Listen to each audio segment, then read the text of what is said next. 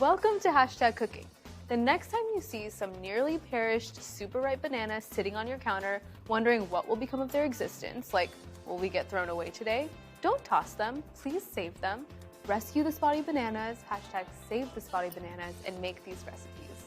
I'm going to show you 2 of my favorite ways to use those super ripe bananas sitting on your counter.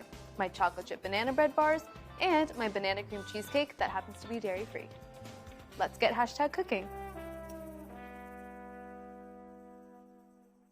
Just for 1 second, okay, I want you to forget about those microwave packets of oatmeal. And we're gonna give oatmeal a glamorous moment with these chocolate chip banana bread bars. I've already preheated my oven to 375 degrees, and now all I'm going to do is prepare my pan. So what I've done here, greased it with some coconut oil so our parchment paper doesn't stick, right? So I've got that here. I'm just gonna stick it right into the pan. The coconut oil helps it stick, right? So this is nice. Make sure we're hitting all of the edges of the pan. And what's nice is that we're creating these flaps, okay? The flaps are really nice because when it's done baking, we'll be able to easily lift the batter out of the pan and have our bars all ready. What's great about using super ripe bananas in recipes is that they're naturally a lot sweeter and a lot easier to mash into different recipes. Got 2 here. We're rescuing them. We're giving them a second life, a second chance at life. They love us for this. Throwing the peels away. Gonna peel this one. Like so. Pop that in. See you later. Okay, and now we're just gonna mash. This is kind of where you can get your aggression of the day out into these bananas, okay? I wanna mash them until they're really nice and smooth. And like I said, because they're a bit riper, it's gonna be a lot softer and easier to mash. Not to mention it's gonna impart a lot of that really nice, sweet, ripe flavor of the bananas into this oatmeal bar recipe. And because they're super ripe, we're actually not going to use a bunch of sugar to sweeten this recipe because it's going to pull a lot of that natural sweetness from the bananas. Have I convinced you to not throw your bananas away yet? Just wondering. Okay. Really take your time here, like I am. Okay. I want no banana to feel unmashed. I want it to feel all loved and mashed, okay? All right. And you can use a potato masher here if you have that, if you like that utensil for your life. I'm just using a fork because you know what? Forks are accessible. Okay. So this is looking pretty good. I have to compliment myself on my mashing abilities. Looks pretty smooth. And now we're just gonna work on the rest of our ingredients. All right. So, in this recipe, I'm using 2 eggs, so I'm gonna crack those both in here. I wanna be that type of person that does like the one-handed egg crack. I'm not that person. I'm safe. I take precautions. All right. Okay, now I'm gonna whisk the eggs and the bananas together. So everything is nice and smooth. Look at those amber yolks. It's pretty nice. Bananas and eggs whisked together. They look nice and smooth, really happy in there. Now I'm gonna add my nut butter. So I'm actually using peanut butter here, but if you have a cashew butter at home, if you have an almond butter, that's totally fine. You do you. Whatever nut butters you're harboring in your pantry. I know I have like a million because I have a problem, but you can use that. I'm gonna slide that straight in there. Now I'm gonna mix that in.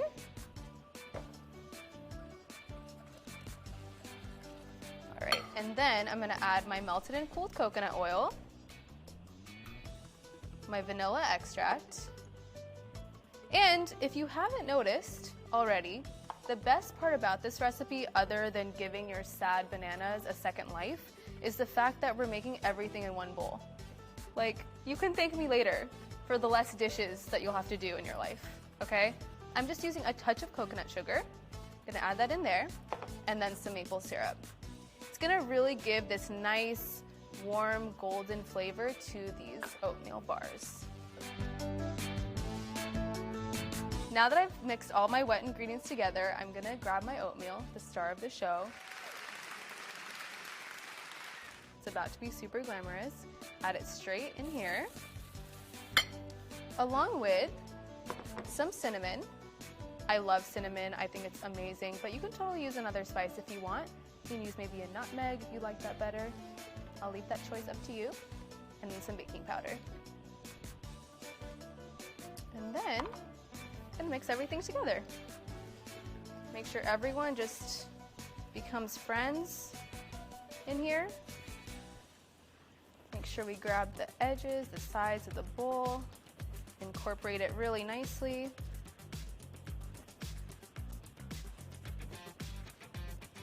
It smells so good. Just wait till it's done baking though. That's good stuff. Okay. Now finally, this is a bit of the dessert for breakfast moment that I like to really capture in all aspects of my life, the chocolate chips. Just gonna fold these in. I will add, I don't measure these with anything but my soul. That's just how I choose to live my life, but again, you live yours the way you wanna live yours. I'm gonna fold that in, and you're probably wondering, like, Samah, why do you have some of these left over? Because I wanna save some for the top. Because for me, it's not less is more. When it comes to chocolate, not a thing for me. Okay, folding this in nicely until all the chocolate chips are just really nestled in there. We want them to be cozy. Okay, perfect. Now, I love myself for being prepared. We've got our parchment lined pan, and I'm just gonna add it straight into there. So flip this up. I don't know if I mentioned this, but this is my workout for the day, this movement right here. All right, so we're gonna add this straight in there.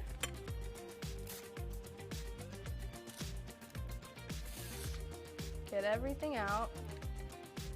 Scrape the sides. Oh my God, I cannot leave that chocolate chip behind. That would be so sad. Okay. And then I'm just gonna spread it out throughout the pan so it's nice and evenly distributed.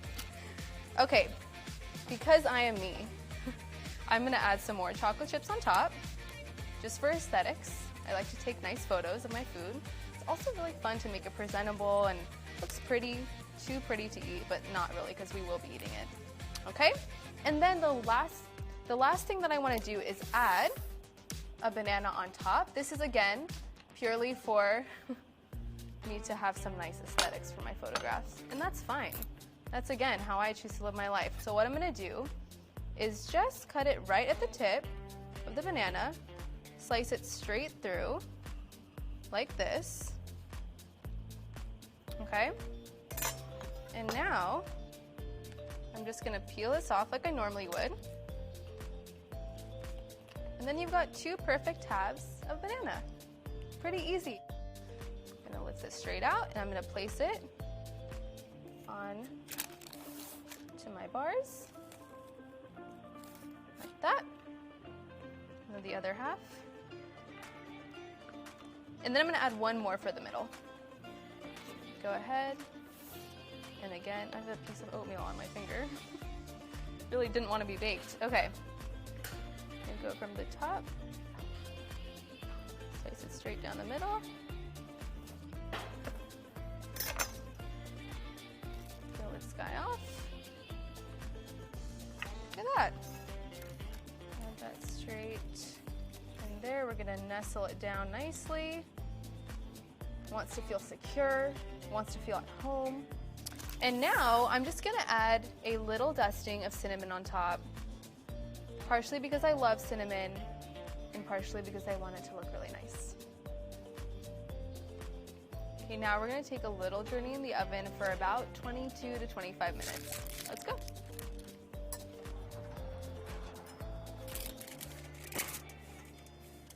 All right, hope you enjoy your time in there.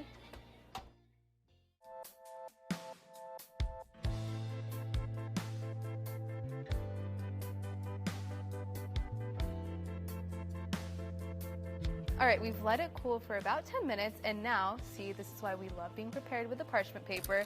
We get to just lift this straight out of the pan, and then there's no oatmeal bar that's been left behind. Like that.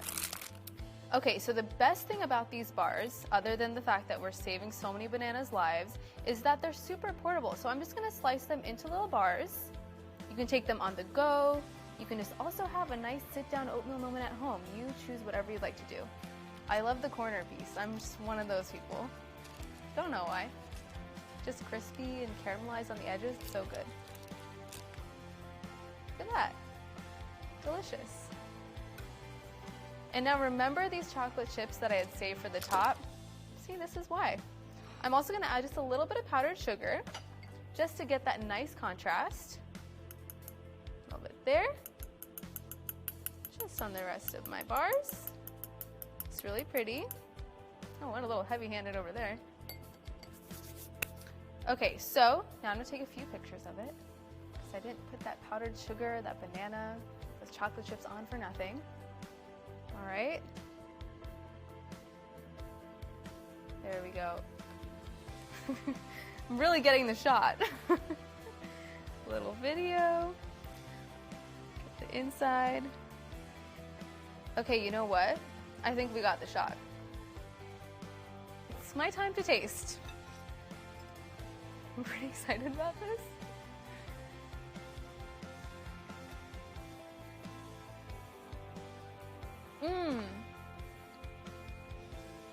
This is so good. You know what's really nice about this as well? It's not too sweet.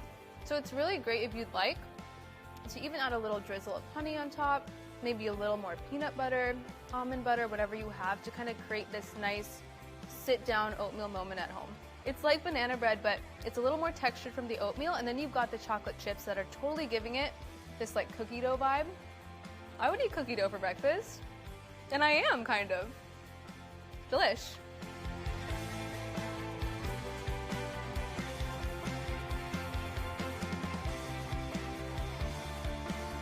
You know, this has inspired me, and I have a lot more ripe bananas in my kitchen, so I think we might have to make my banana cream cheesecake. I'm gonna go grab the ingredients.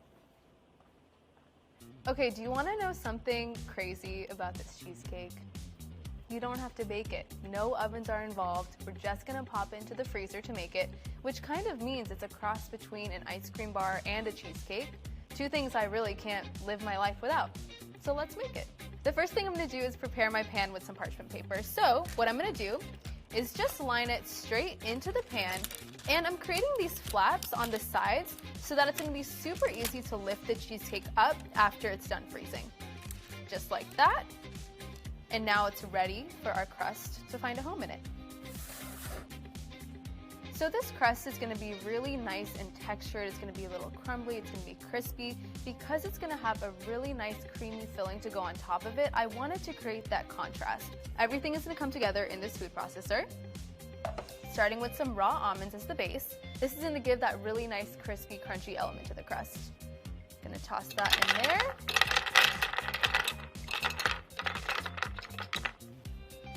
And now, to sweeten the crust up, we're gonna use some dates. I love dates, not the romantic kind, the medjool kind, okay? So we're gonna add these in. This gives a really nice caramel sweetness to the crust, and also it's gonna allow it to be a little bit sticky and pliable so we can actually just stick it straight into our pan. And now we're gonna add a little bit of creamy almond butter. That's straight inside. You can also use the peanut butter if that's what you have on hand, totally fine with me. I won't judge you. A bit of melted and cooled coconut oil going in there as well.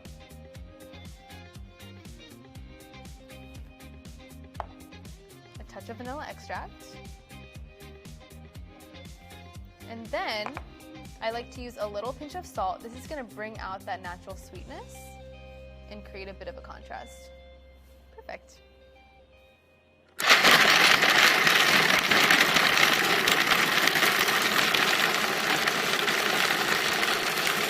I'm just gonna scrape down the sides just to make sure nobody is caught, nobody is left behind, and process it again.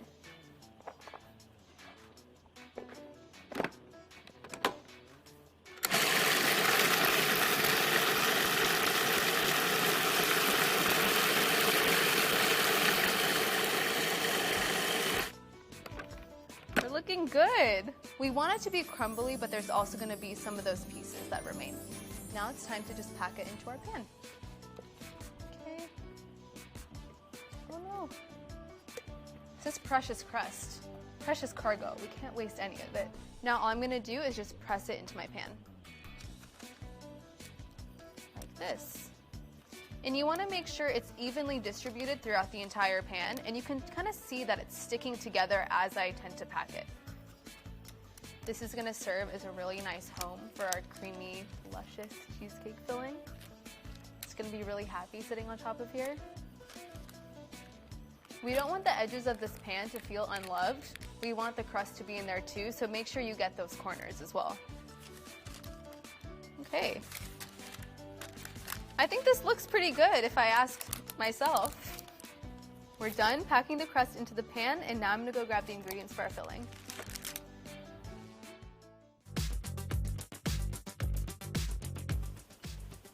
The secret about this cheesecake filling is that it's actually made from cashews. They're super rich and buttery, so they're the perfect ingredient to make really creamy sauces and fillings like we're gonna do in this cheesecake.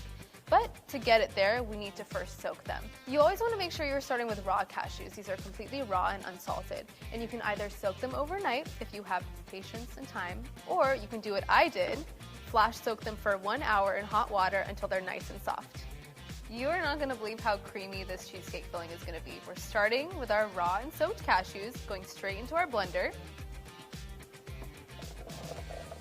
Right in there. We're following it up with some coconut milk. I'm using full-fat coconut milk here. We're not messing around with the low-fat kind.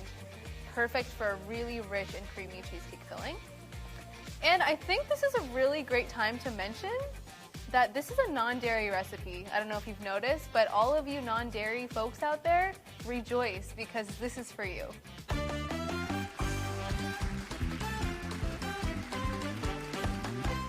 Time for our banana, our star. We rescued it from its fate in the trash, perhaps. All right, pop that straight in there. Just breaking it up so it's a bit easier to blend. And now we're gonna go in with our maple syrup. The ripe banana is really nice because it's super sweet already, but the maple syrup is just gonna pull it all together. I really like using maple syrup here because it's a really nice, warm, and golden contrast to those rich and creamy cashews. In there, and then a little touch of vanilla extract. Perfect. All right, we're gonna add some melted and cooled coconut oil, just a touch. Now we're gonna add some lemon juice. This is super important because you've got rich ingredients like the cashews and the full-fat coconut milk, so we want the lemon juice to give it that zing and really balance out those rich ingredients. I'm using this to catch the seeds.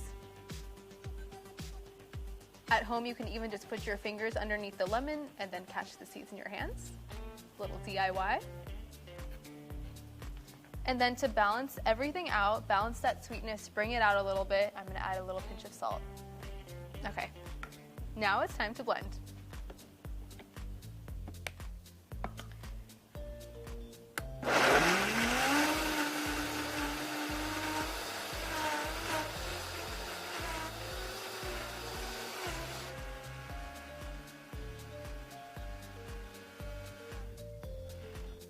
Okay.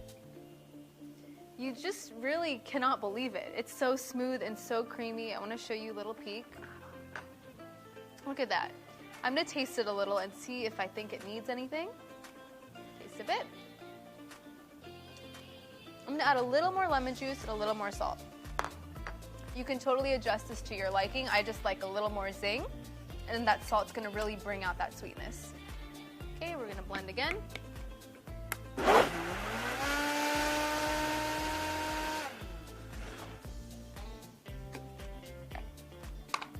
My fresh spoon and taste one more time. Perfect. All right, now it's time for this filling to find a home on top of our crust. And there's no dairy in this. Kind of crazy. I'm gonna grab my spatula. This is precious. You can't waste a bit. Now I'm just gonna make sure that's nice and smooth. You can even tap it a little bit to distribute it like this. Shake it around, make sure it hits all the edges. Now, I like to pretend I'm Picasso a little bit with the toppings. You can use whatever you'd like, but I'm going to use some sliced almonds straight on top. Sprinkle them around. I'm going to do a little bit of cinnamon.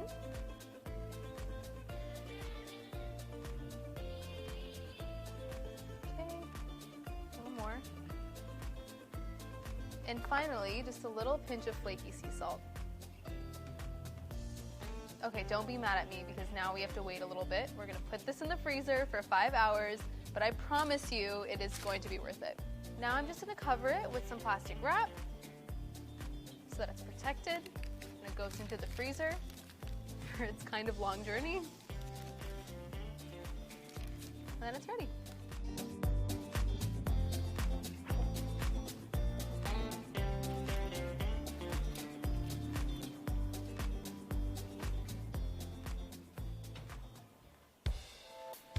See, patience is so worth it. I'm so excited about this. Just gonna remove my plastic wrap. Look at that. We almost don't deserve it. All right, this is why the parchment paper flaps are the best. We just lift it straight out of the pan like this. And now all I'm gonna do is slice them into little cheesecake bars. What you can also do is slice them into fingers as well if you want more of a bite-sized snack. I'm gonna go ahead for the full picture, the full bar. Look at this. I just have to show you. Can you believe that there's no dairy in this? Looks so creamy. All right, that's for me. This is my slice. I am so excited to dig into this.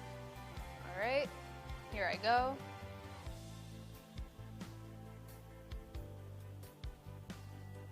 It's simply not even fair. It's so creamy. It's such a great way to use the nearly perished banana that's been sitting on your counter. Creamy, you would never have any idea there wasn't any dairy in this.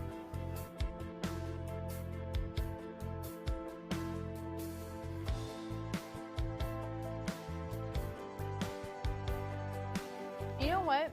I really wish I could eat all of these myself, and I probably would, but I'm gonna be a little nice. I'm gonna send a picture to some friends and see if they want to have some.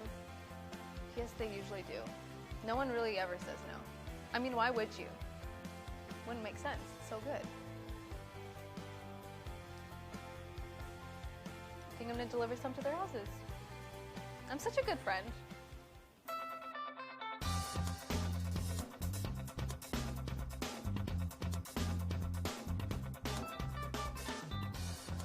Ready? Okay.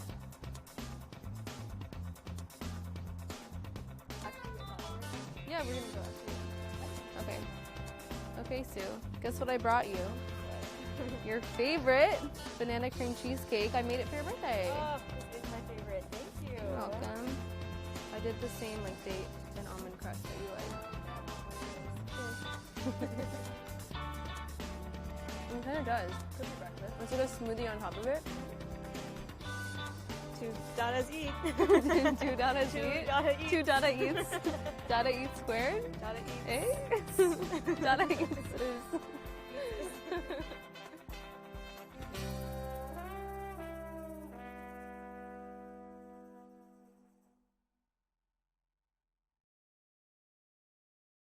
Hey, thanks for watching our YouTube channel. Find your favorite recipes, celebrity interviews, uplifting stories, shop our favorite deals, and so much more with the Today app. Download it now.